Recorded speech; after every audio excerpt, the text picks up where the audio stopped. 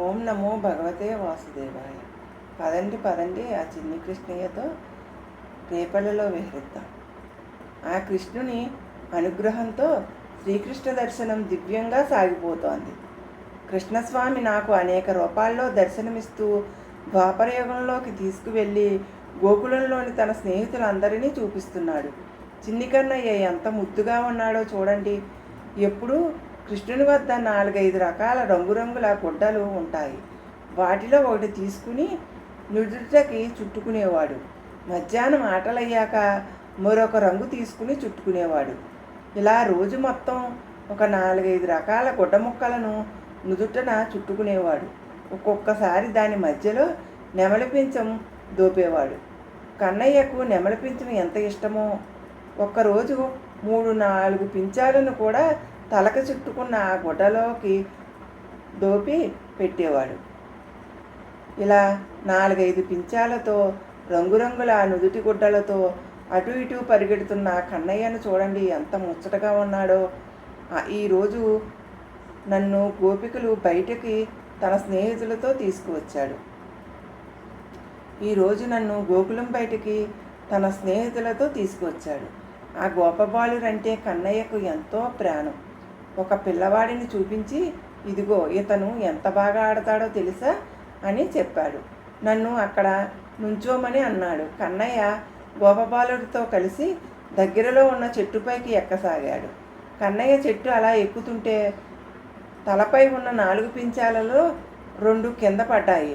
నన్ను పిలిచి ఆ పించాలను తీసి తనకిమ్మన్నాడు. నేను ఆ 2 పించాలను తీసుకుని కళ్ళకు అత్తుకుని చెట్టును పట్టుకుని పైకి ఎక్కుతున్న కన్నయ్య వద్దకు వెళ్ళి కృష్ణయ్య చేతికి ఇచ్చాను. ఒక చేత్తో కిందకి జారకుండా చెట్టును గట్టిగా పట్టుకుని రెండో చెయ్యి నా వద్దకు చాసి ఈ 2 పించాలను తీసుకున్నాడు. ఎక్కడ జారి పడతాడో అని బెదురుతున్న నన్ను చూసి చిరునవ్వు నవ్వాడు. ఆ చిరునవ్వులోని పరమార్థం నాకు అర్థమైంది. ఈ విశ్వం మొత్తాన్ని పట్టుకుని ఉన్న ఈ కన్నయ్యకు ఈ చెట్టును పట్టుకోవడం ఒక లెక్క, ఈ విశ్వంలోని సమస్త గ్రహాలను శాసిస్తున్న ఆ పరంధాముడికి ఈ చెట్టు కొమ్మ నుండి జారకుండా ఉండడం ఎంత చిన్న విషయం.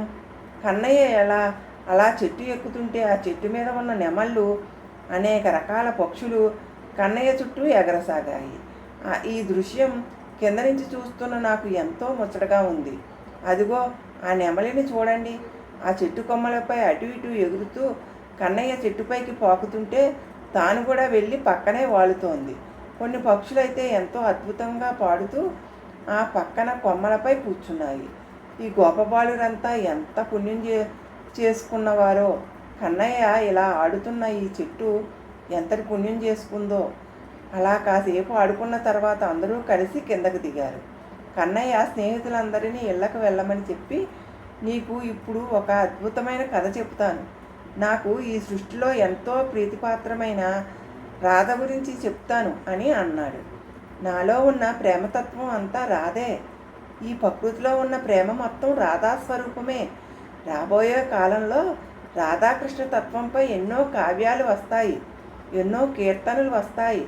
రాధాకృష్ణ ప్రేమతత్వం యుగ యుగాలుగా ఈ విశ్వం మొత్తానికి ఆదర్శంగా నిలుస్తుంది. రాధ లేని కృష్ణుడు లేడు, కృష్ణుడు లేని రాధ లేదు. నాకు ఇంతటి అపురూపమైన రాధ జన్మ విశేషం చెప్తాను విను అని కన్నయ్య నాకు ఇలా చెప్పసాగాడు. వృషభానుడు అనే రాజు ఎన్నో వేల గోవులకు అధిపతి. అతడి భార్య కీర్తి. ఆ దంపతులిద్దరికీ శ్రీమన్నారాయణుడంటే ఎంతో భక్తి.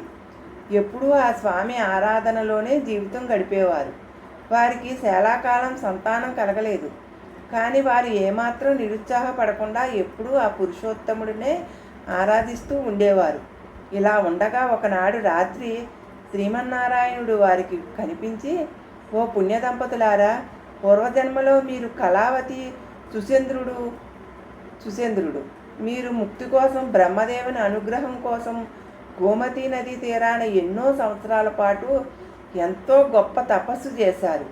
అప్పుడు బ్రహ్మదేవుడు ప్రత్యక్షమై, మీ దంపతులిద్దరూ ద్వాపరయుగం చివరలో గోకులంలో జన్మిస్తారని, అప్పుడు మీకు రాధాదేవి పుత్రికగా జన్మిస్తుందని, అక్కడతో మీకు ముక్తి లభిస్తుందని వరమిచ్చాడు.